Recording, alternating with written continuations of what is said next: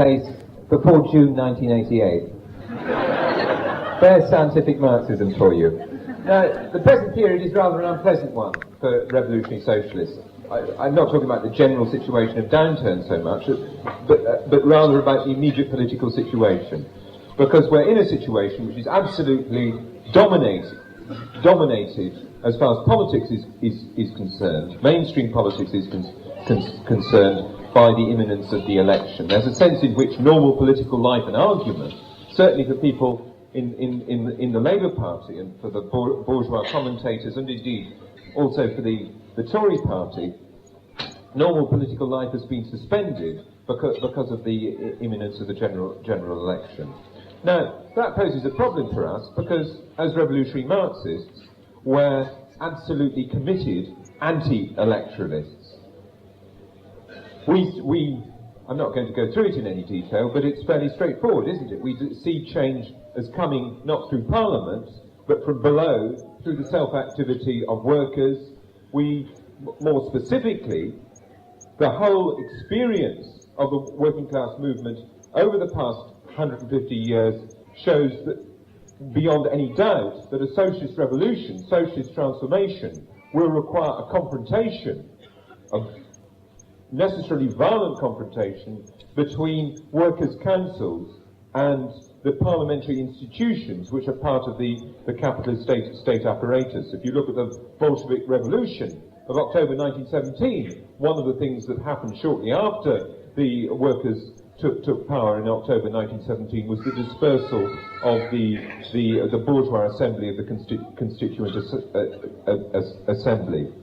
And that's likely to be a common feature of any revolutionary situation in a relatively developed capitalist society.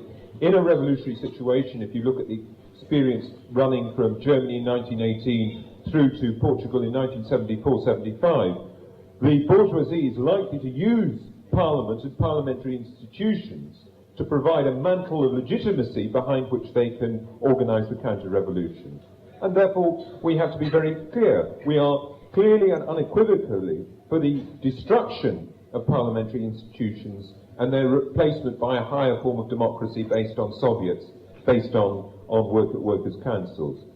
Now, this position of principle, however, doesn't really settle the question of how we relate to Parliament and the elections in the concrete circumstances of a society like our own, where elections dominate political life, because we live in a bourgeois democracy, where the framework of parliamentary institutions is crucial to the way in which politics is organised and conducted.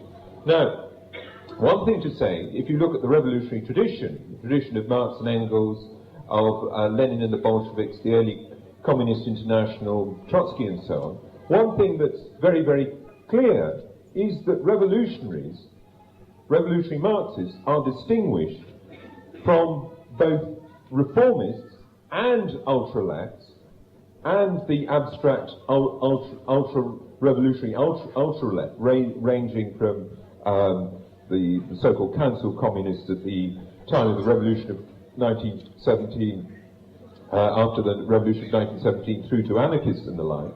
We're distinguished from them in that both reformists and ultra-lefts make a fetish of elections. The reformists make a fetish of elections because they believe the only way in which you can change society is through elections.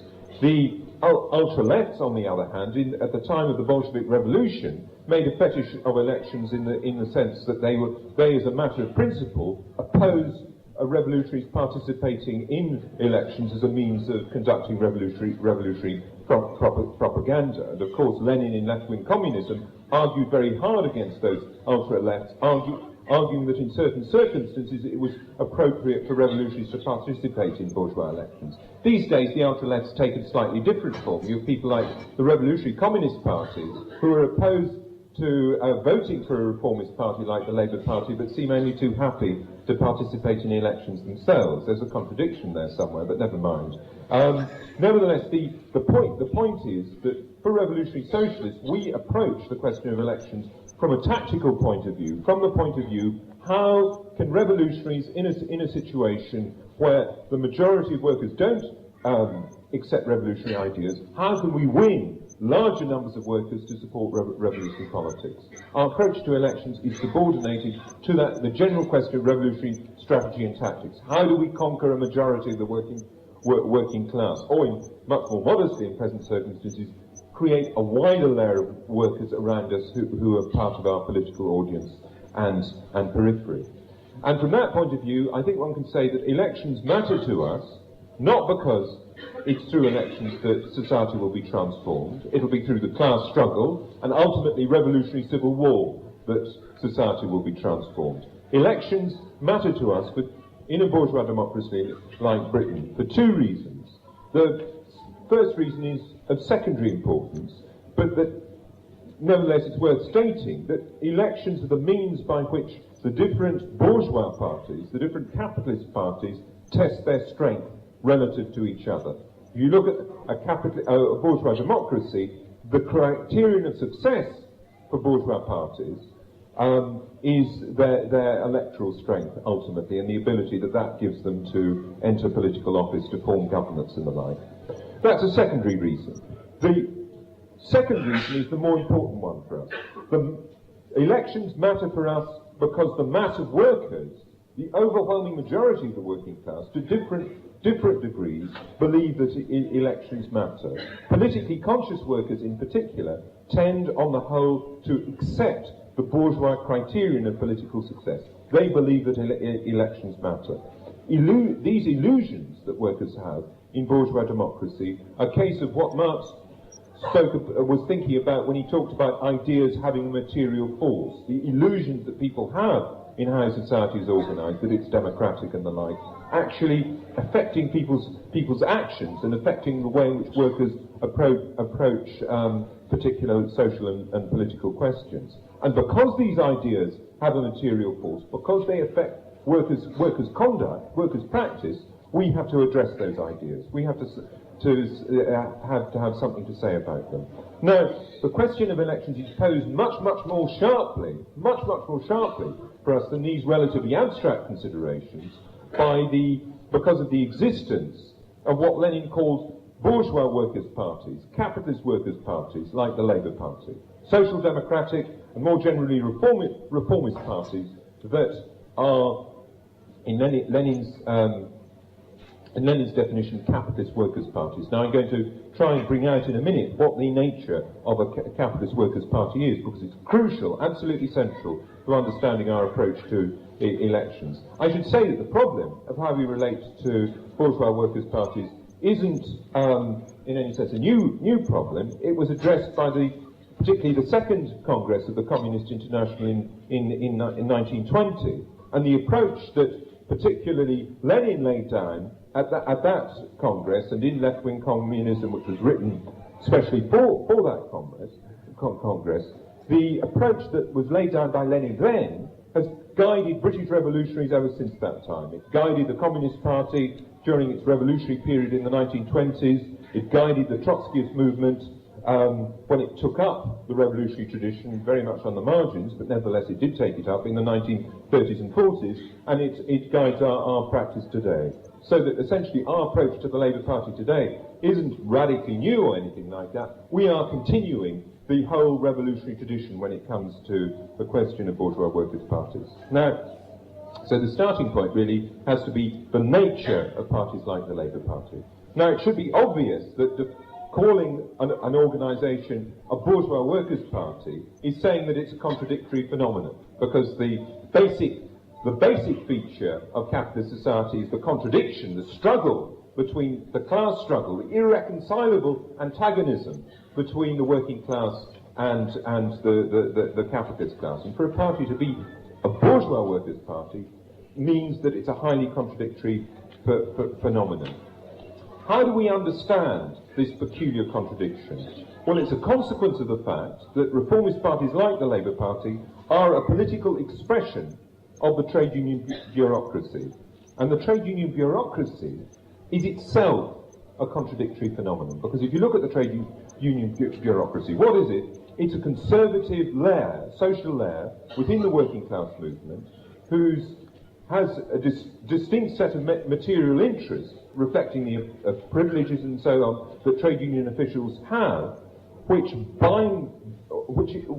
interests are bound up with their role in negotiating the terms on which workers are exploited by capital. The point of the trade union bureaucracy, the reason for its existence, is to seek class compromise with the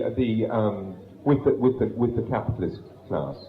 But the basis on which it seeks class compromise is the existence of workers' organisation. What gives rise to the existence of the trade union bureaucracy is the existence of mass workers' organisation, trade union organisations organising workers at the point of production in order to fight for their economic interests. And therefore what one can say is that the trade union bureaucracy is both the effect and also the cause of the self-limiting character of workers' struggles.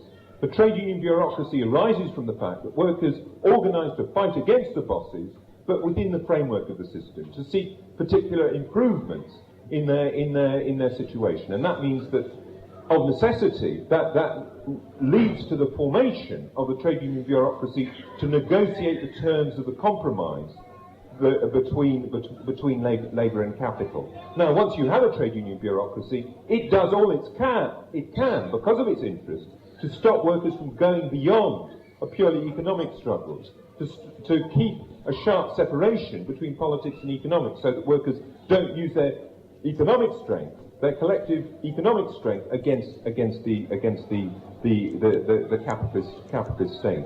So that the trade union bureaucracy is an expression both of workers' resistance to capital, but also of class collaboration, collaboration between the classes, the two main classes of capitalist society.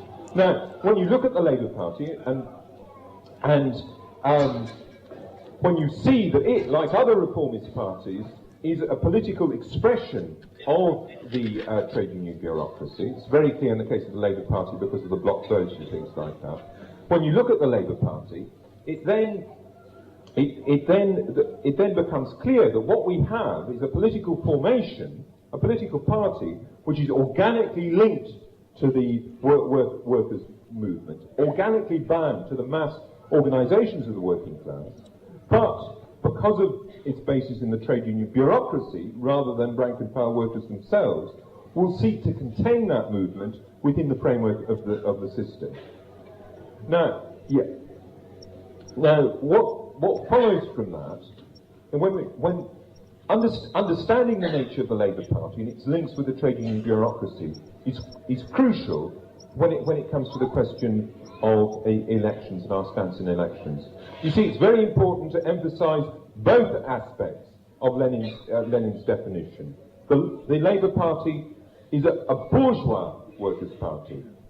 What that means is that the dominance within the Labour Party of the trade union bureaucracy and of their allies, the right-wing parliamentarians, the parliamentary leadership, means that it cannot, of its nature, not for accidental reasons, not because of the composition of its leadership or anything like that, the Labour Party cannot be a means of transforming society. It is bound ultimately to the defence of the existing system. And of course, much of what we do as revolutionaries is to argue this basic point. The Labour Party cannot be an instrument for revolutionary change, for socialist change, with reformists, with the kind of centrists, for example, the militant who vacillate between reform and revolution. Now, it's very important to be clear about one implication of that.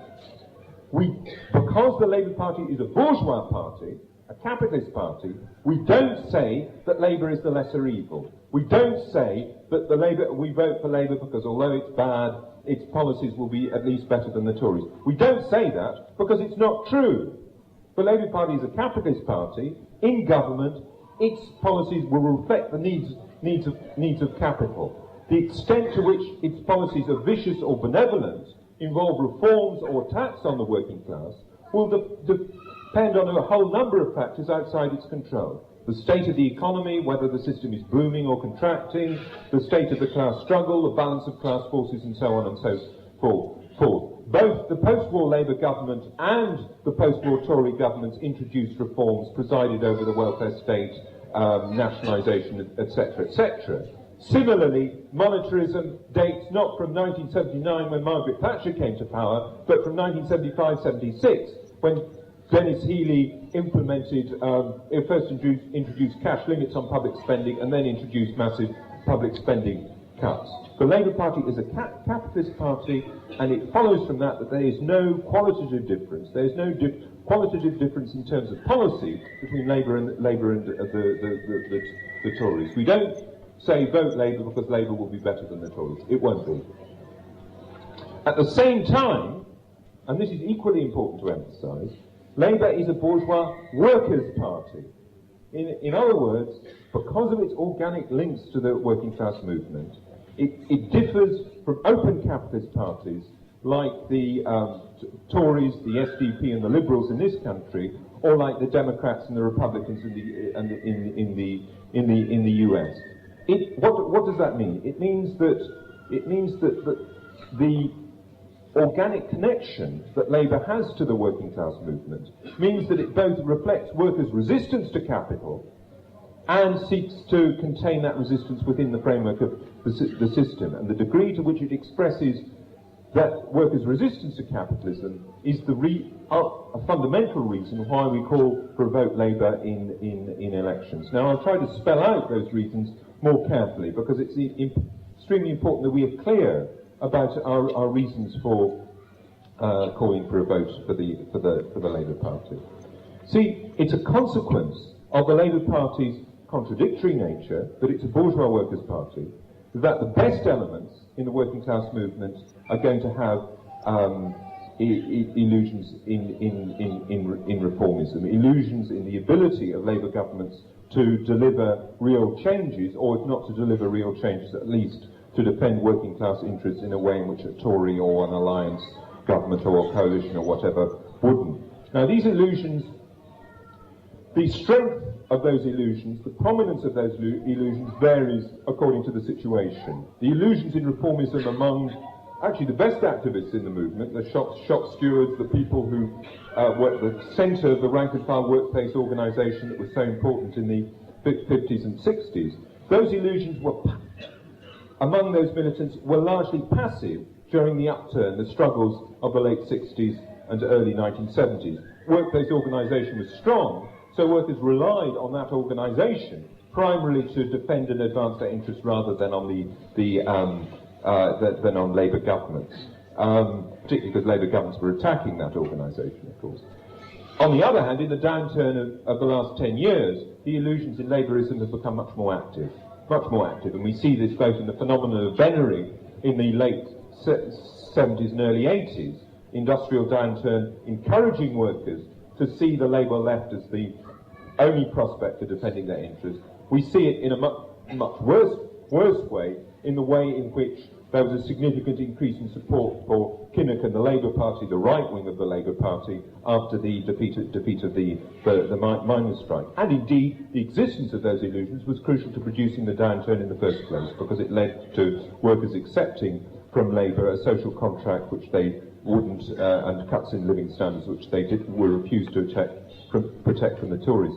Those illusions in reformism, among the best elements in the working class movement, are a long-term factor. They're not going to disappear overnight. They're not going to disappear when the upturn comes.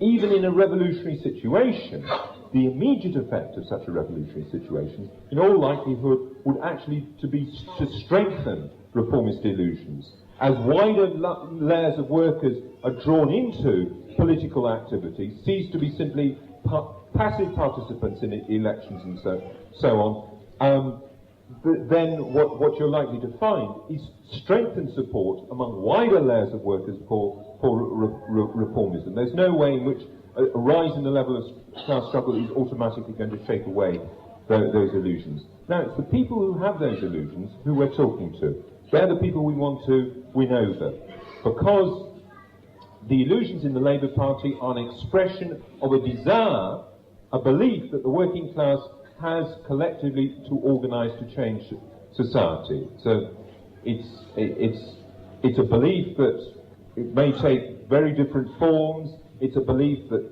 fundamentally shatters on the illusions, the mistaken belief that there's a parliamentary road to socialism, the Labour Party can be changed, all those sorts of things. But nevertheless, it's an expression of a belief that society can be changed, made better through the collective action of the working class. These are the sorts of people with whom we have something in common, despite all the differences we have about parliamentarism and things like that.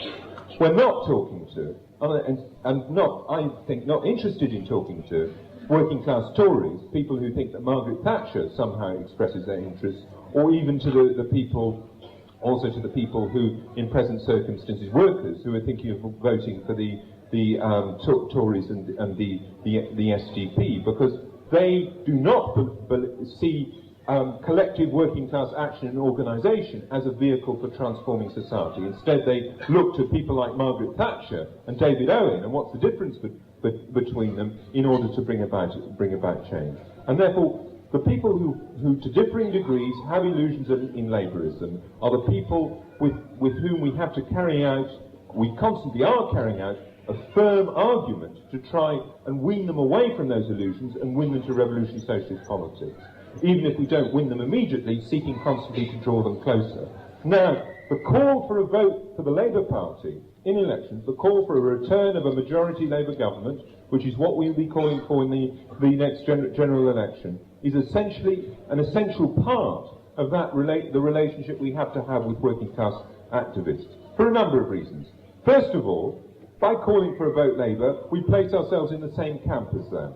In other words, we identify ourselves with those who are opposed to the openly capitalist parties, the parties that are openly opposed to working class organisation and collective action. We stand in the anti-Tory, better these days, actually, no, we shouldn't say anti-Tory camp, we should say pro-Labour camp, actually, in present circumstances, because of the question of tactical voting, which I'll come to in a minute. We stand in that camp, identifying ourselves in opposition to the open parties of capital. Secondly, and this is really the crucial argument, by calling for a vote for the Labour Party, we provide ourselves with an opportunity of putting reformism to the test. Because you see, we have a very developed and sophisticated critique of reformism. We've published lots of books, pamphlets, articles. Cliff and Donny Gluckstein are writing another magnum opus, which is going to demonstrate in great detail the limitations of reformism, why it can't deliver, why the Labour Party is a capitalist workers' party, etc., etc. We've got brilliant arguments against reformism. The truth is that we are not going to win significant. We're not going to win significant layers of the working class. We can win individuals. We do win individuals, the famous ones and twos, on the basis of our argument. But we're not going to win large layers of the working class on the basis of argument alone. And therefore, when we argue with people who have illusions in the Labour Party, there comes a point where we have to say, well, you think a Kinnock government is going to deliver the goods, is going to achieve some real change, will be better than Thatcher, etc., etc. We don't. Okay, let's put it to the test. Let's put it to the test by voting for the Labour Party. And you will see in practice that the Labour Party can't deliver the goods. In other words, the reason why we call for a vote Labour is crucially to do not with propping reformism up. I mean, it's ridiculous, actually. Very often at meetings, people say, by calling for a vote for the Labour Party, we're propping the Labour Party up. We're creating illusions in the Labour Party. Comrades, the reason why illusions in the Labour Party exist isn't because of anything we do or say. Certainly, particularly given what the bulk of what we say is a constant attack on reformism, on Labourism, the reason why illusions in Labourism exist are bound up with the kind of things that I've talked about: the experience of the working class in capitalism, the role of the trade union bureaucracy, the self-limiting character of trade union struggles, and so on and so forth. It's those much more deep-seated factors that create the illusions in Labourism. The reason why we call for a vote for Labour in elections, the return of a Labour government, is a way of undermining those illusions by putting the political arguments about reformism and parliamentary socialism to the test. Now, and this is partly what Lenin had in mind when he made his famous statement that we support Ramsay MacDonald like the rope supports the hanged man. We call for a vote for the Labour Party in elections, the better to hang them politically. Now, I was going to say something else.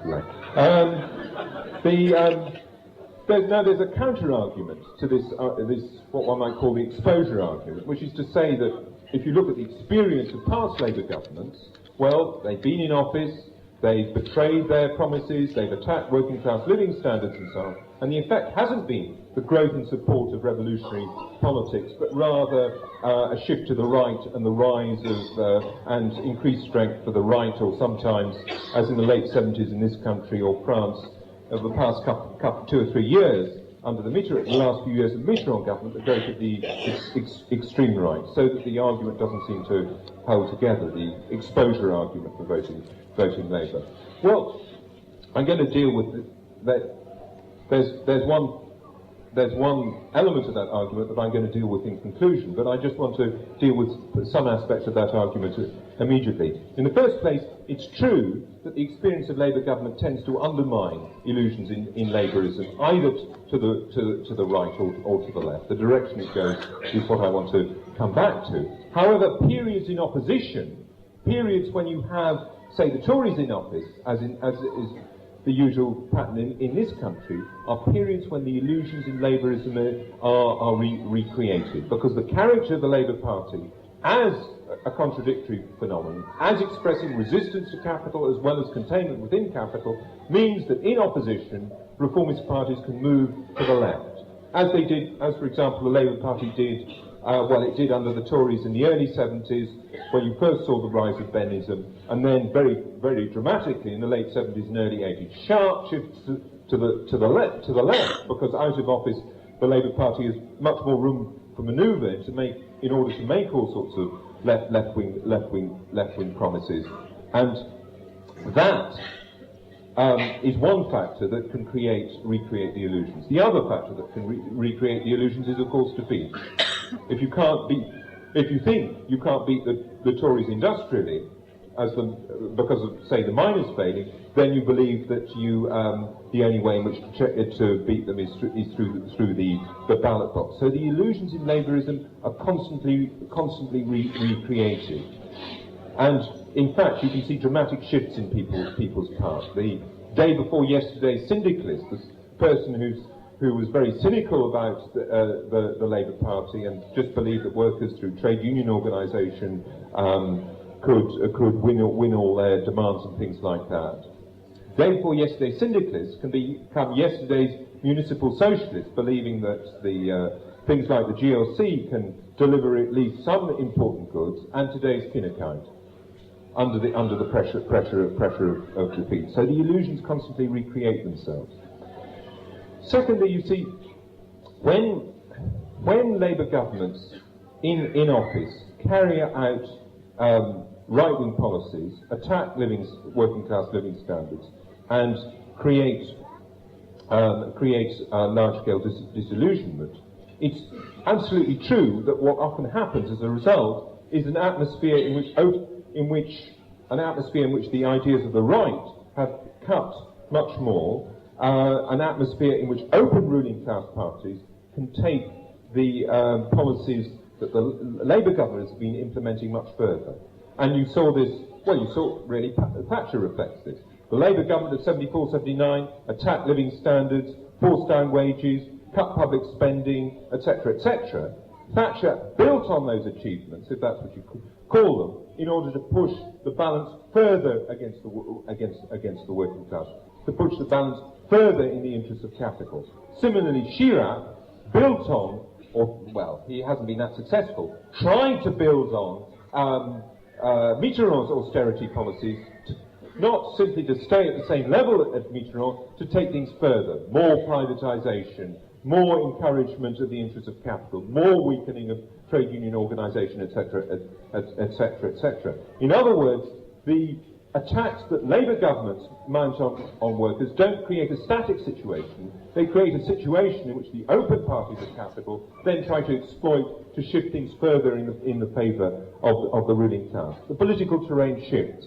Now, in the consequent atmosphere of reaction, the kind of atmosphere that existed in 1978-79 in the build-up to the general election that brought Thatcher to office, actually calling for a Labour vote is again important. Because in those circumstances, when the right are trying to push things further in favour of the ruling class, a vote against them, a vote for the Labour Party, reflects the fact that the larger the Labour vote in those circumstances, the larger the number of workers who are prepared to identify with some form of class politics, some attempt to change society. It may be a negative vote, a vote against the kind of attacks that further attacks the ruling class is trying to amount, a clutching to what exists of working class organisation and so on. But it's a basic identification against the parties of the open parties of capital, the open parties of reaction. And therefore, in those circumstances, again, we call for a vote for the Labour Party, although in those circumstances, as in 1970 or 1979, in terms of our propaganda, one thing to emphasise is we never, as a revolutionary party, canvass for the Labour Party. We don't disappear into a mass of Labour canvassers. No, what we do is conduct our own independent revolutionary propaganda, putting out in our own publications, leaflets, etc., etc., the reasons why we call for a vote Labour. But in the circumstances of, say, the 1979 election in this country, the emphasis would be on on our criticisms of the Labour government. We vote for the Labour Party despite its attacks on workers, because the Tories will take those attacks even further. Now, there's a final reason why we call for a vote Labour, and it's a reason we don't usually have to give, but it's very important in present circumstances. We are in favour of the working class organising politically, creating their own political organisations, rather than being being within a political system that is dominated by the open parties of capital, parties like the Tories, the SPP, the Liberals, the American Democrats and Republicans.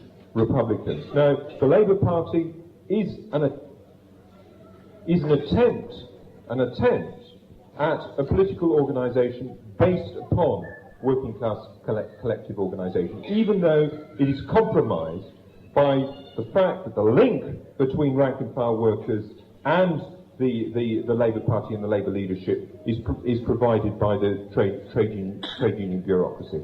In a highly distorted form, it is distorted and contradictory and misshapen and horrible and all the other things that we can say about the Labour Party and about reformist politicians. Nevertheless, it reflects in a distorted way the principle of working class political organisation. Now, what that means is that the destruction of the Labour Party and its replacement by a US-type setup where you have two open capitalist parties competing for the votes of the working class, such a situation would be a step back.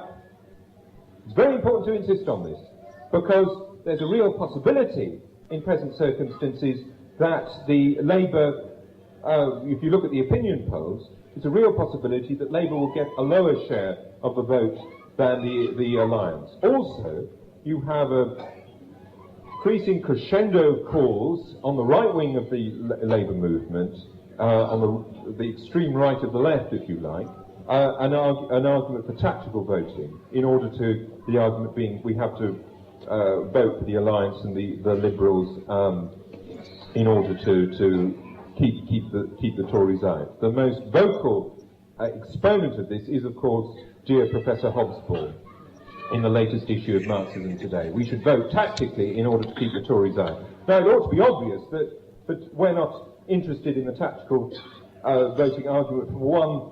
There's one reason that ought to be obvious why we're not interested in the tactical voting argument. The reason why we call for a vote Labour is not because we think a Labour government will be better than a Tory government. So the question of life under Thatcher being worse than anything else conceivable, it doesn't really enter into our argument it's an irrelevant argument.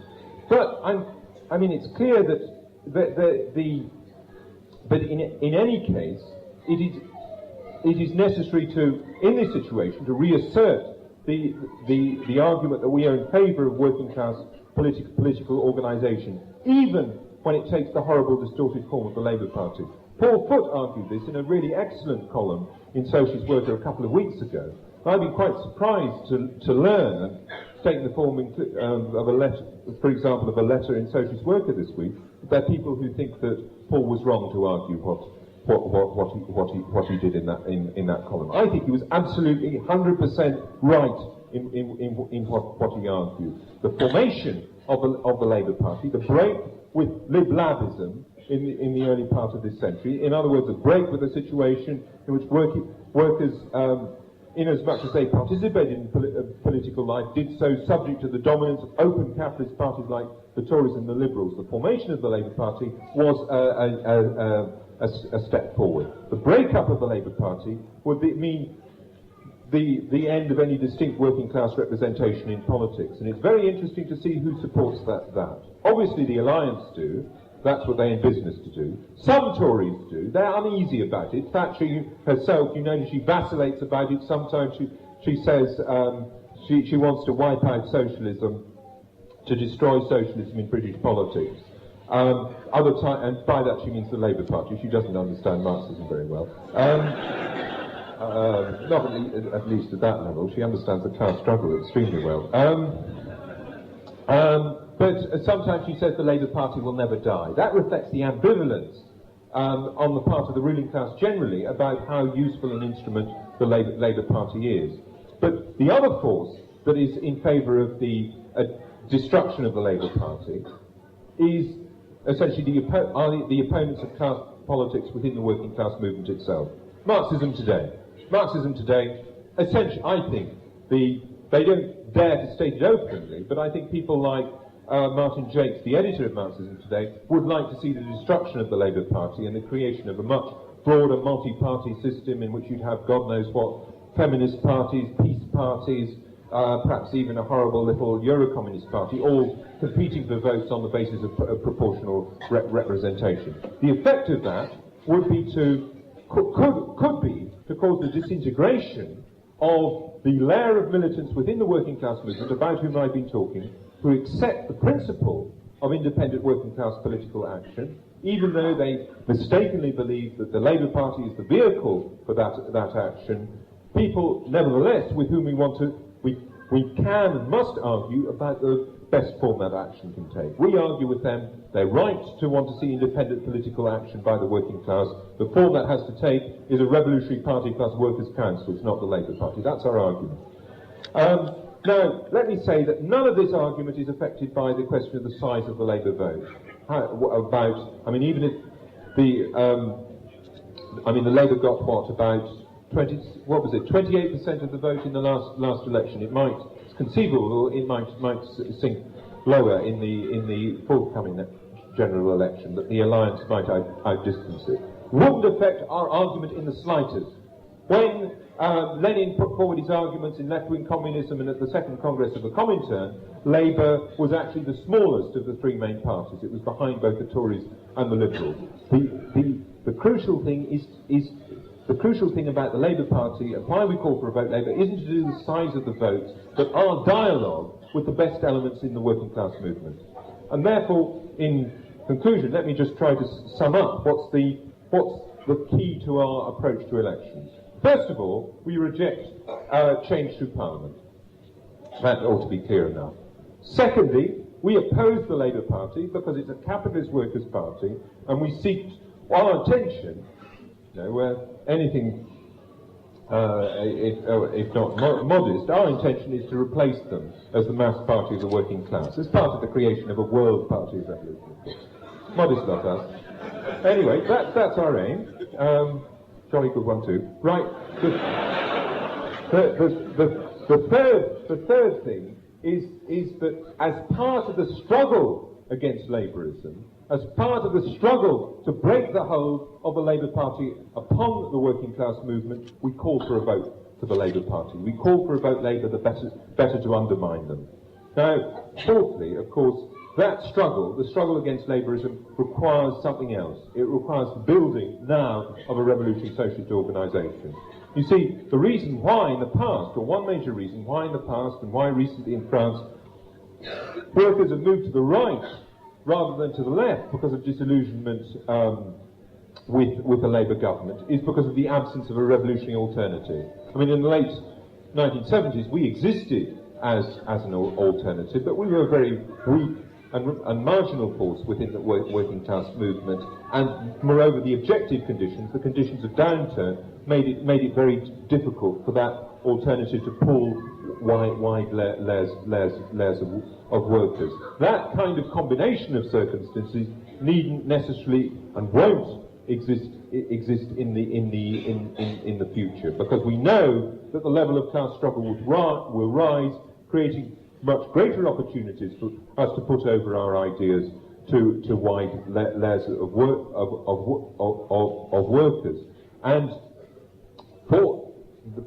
that's the ultimate reason, of course, why we're engaged in building the party at all. But the construction of as large and influential, deeply rooted, politically clear, firm, consistent revolutionary organisation is crucial to ensuring that when workers under a future Labour government begin to break with Labourism, they break to the left rather than to the right.